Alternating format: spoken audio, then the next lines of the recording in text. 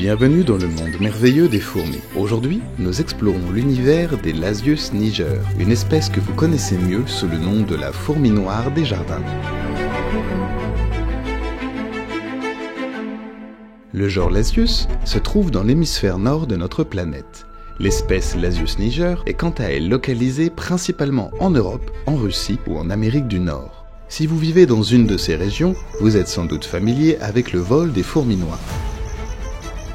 Ce phénomène arrive en début de saison estivale, les jours humides et chauds.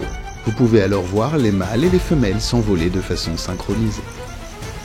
Étant donné que chaque reine prend un énorme risque à voler, le nombre est la clé de la survie de l'espèce.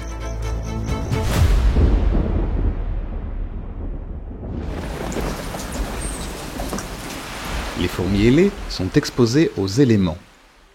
Et pire, aux prédateurs qui guettent leurs proies vulnérables au sortir de leur tunnel. Mais demandons-nous comment était la vie des princesses avant le vol nuptial. Elles aidaient les ouvrières aux tâches communes, du moins celles qui ne les exposaient pas aux dangers extérieurs. Mais généralement, une princesse aussi appelée fourmi alate reste dans la fourmilière bien nourrie. Après l'accouplement, souvent avec plusieurs mâles, la reine atterrit sur le sol et se débarrasse de ses ailes. Une course contre la montre s'engage alors.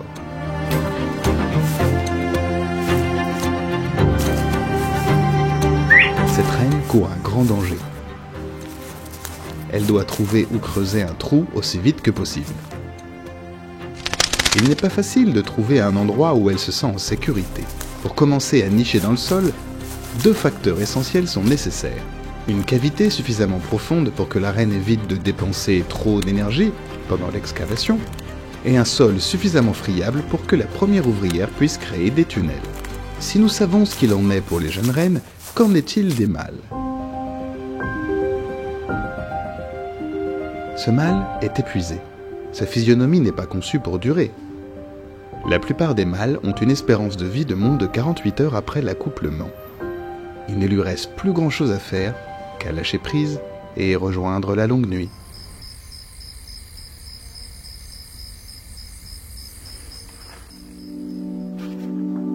Quand une reine est installée dans son nid, elle commence à pondre immédiatement.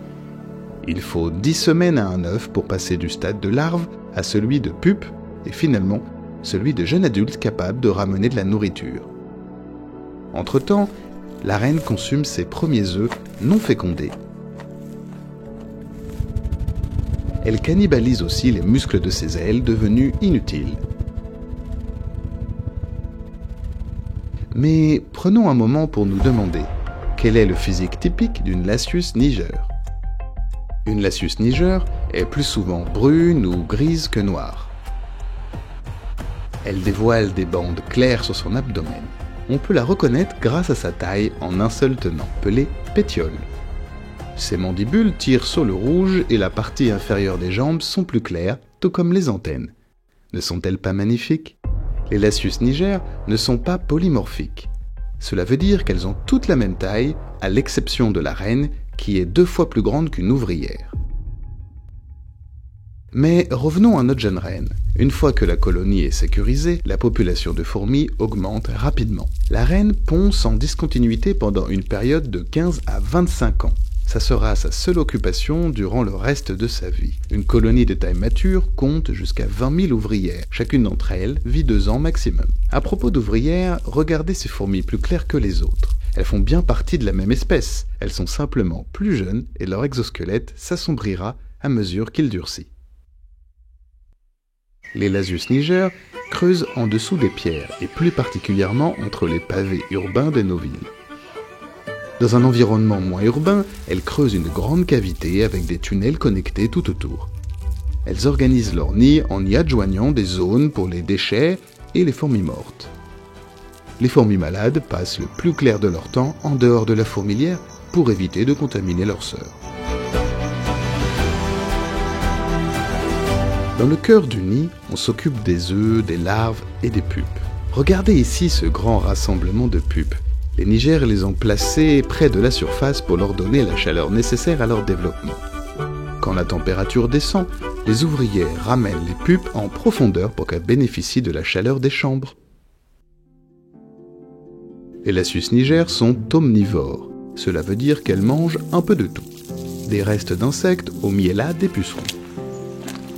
Et au besoin, elles sirotent directement le nectar des fleurs.